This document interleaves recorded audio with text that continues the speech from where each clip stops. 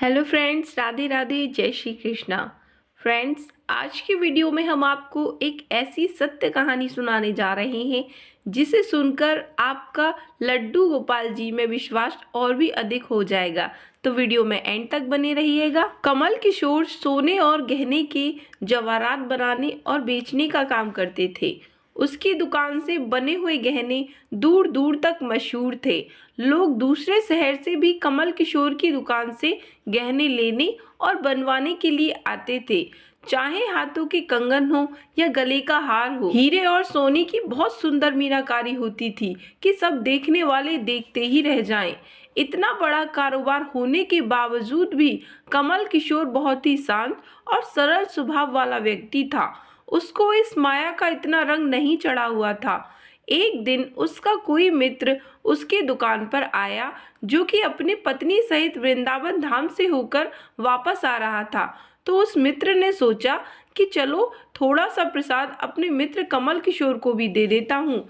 उसकी दुकान पर जब वह पहुंचा तब कमल किशोर का एक कारीगर एक सोने और हीरे का बहुत सुंदर हार बनाकर कमल किशोर को देने के लिए आया था। कमल किशोर उस हार को देख ही रहा था कि उसका मित्र उसकी दुकान पर पहुंचा।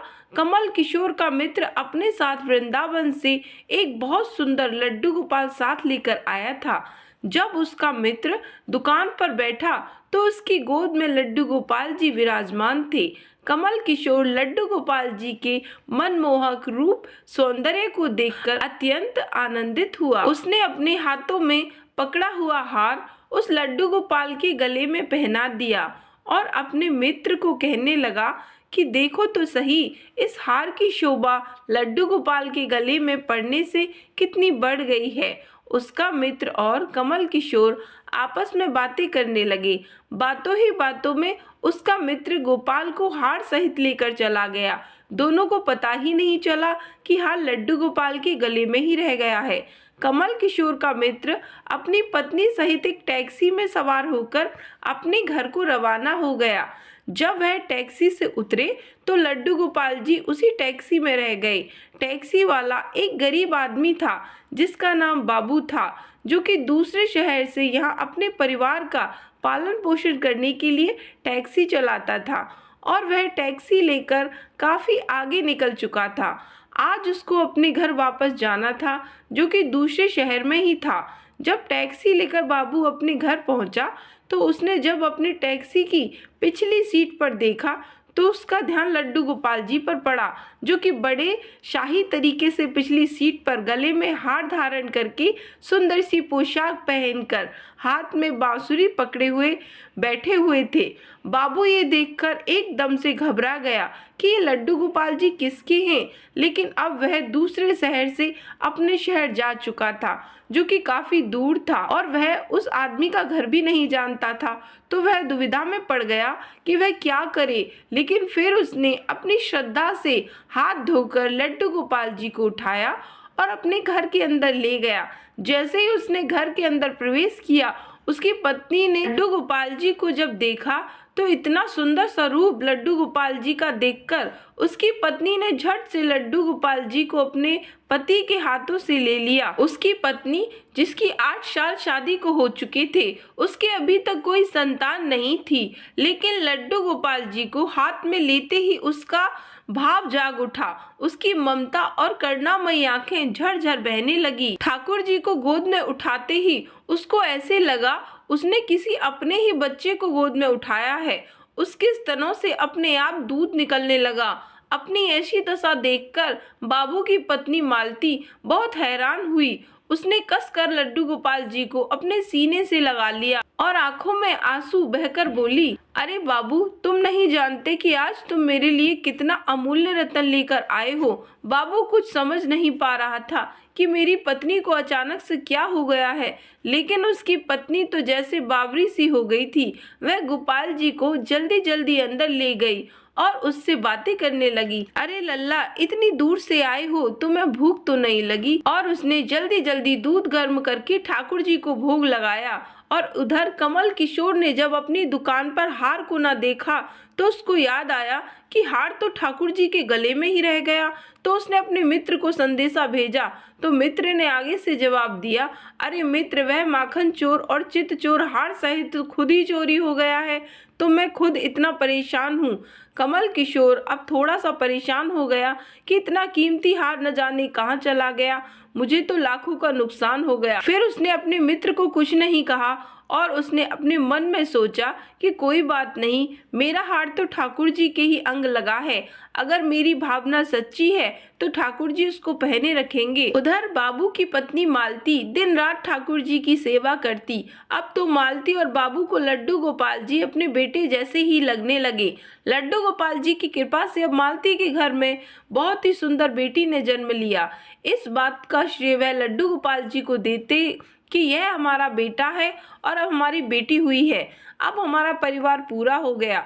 मालती लड्डू गोपाल जी को इतना स्नेह करती थी कि रात को उठ उठ कर देखने जाती थी कि लड्डू गोपाल जी को कोई कष्ट तो नहीं है। एक दिन कमल किशोर को व्यापार के सिलसिले में शहर आना पड़ा जहां पर बाबू रहता था, लेकिन दुर्भाग्यवश जब वो उस शहर में पहुंचे तो अचानक से इतनी बारिश शुरू हो गई कि कमल किशोर को जहां पहुंचना था वह वहां पहुंच न सके। और तब वहां बाबू अपनी टैक्सी लेकर आया और उसने परेशान कमल किशोर को पूछा, बाबूजी, आप यहाँ क्यों खड़े हो? बारिश तो रुकने वाली नहीं है और सारे शहर में पानी भरा हुआ है, आप अपनी मंजिल तक नहीं पहुंच पाएंगे और ना ही कहीं और रुक पाओगे। मेरा घर पास ही में है, अगर आप चाहो तो मेरे घर आ सकते हो। कमल किशोर, जिसके पास सोने और हीरे के काफी गहने थे, वह अचानक टैक्सी वाले के साथ जाने के लिए थोड़ा सा घबरा रहे थे, लेकिन उसके पास और कोई चारा भी नहीं था और वह बाबू के घर उसके साथ टैक्सी में बैठकर चले गए। घर पहुंचते ही बाबू ने मालती को आवाज दी कि आज हमारे घर मेहमान आए हैं, उनके खाने के लिए कुछ खाना बना दो। कमल किशोर ने देखा बाबू का घर बहुत छोटा सा है लेकिन बहुत अच्छे से सजा हुआ है। घर में अजीब तरह के इत्र की खुशबू आ रही है जो कि उसके हृदय को आनंदित कर रही थी। जब मालती ने उसको भोजन परोसा तो कमल किशोर को उसमें अमृत जैसा स्वाद आया। उसका ध्यान बार बार उस दिशा की तरफ जा रहा था जहाँ पर ठाकुर जी विराजमान थे। उसको एक अजीब तरह का प्रकाश नजर आ रहा था। तब हार कर कमल किशोर ने बाबू से पूछा कि अगर आपको कोई ऐतराज ना हो तो क्या आप बता सकते हो कि उस दिशा में क्या रखा है? मेरा ध्यान उसकी तरफ बार बार आकर्षित हो रहा है। तब बाबू और मालती ने एक दूसरे की तरफ मुस्कुराते हुए कहा कि वहां पर तो हमारे घर के सबसे अहम सदस्य लड्डू गोपाल जी विराजमान हैं। तब कमल किशोर ने कहा, क्या मैं उनके दर्शन कर सकता हूँ? मालती उन्हें उस कोने में ले गई जहाँ पर लड्डू गोपाल जी विराजमान थे। कमल किशोर लड्डू गोपाल जी और उनके गले में पड़े हार को देखकर एकदम से हैरान हो गए और बोले, ये तो वही लड्डू गोपाल जी हैं और ये वही हार है जो मैंने अपने मित्र के लड्डू गोपाल जी को डाला था। कमल किशोर ने बड़ी विनम्रता से पूछा कि ये गोपाल जी तुम कहाँ से लाए? बाबू, जिसके मन में कोई छल कपट नहीं था, उसने कमल किशोर को सारी बात बता दी कि कैसे उसके सौभाग्य से गोपाल जी मिले और उसने हमारे घर में आने से दुर्भाग्य सौभाग्य में बदल गया। तो कमल किशोर ने कहा, क्या तुम जानते हो कि जो हार ठाकुर जी के गले में पड़ा है उसकी कीमत क्या है? तब बाबू और मालती ने बड़ी विनम्रता से हाथ जोड़कर कहा कि जो चीज हमारे ठाकुर जी और गोपाल जी के अंग लग गई, हम उसका मूल्य नहीं जानना चाहते और हमारे लाला के सामने किसी चीज, किसी हार का कोई मोल नहीं है।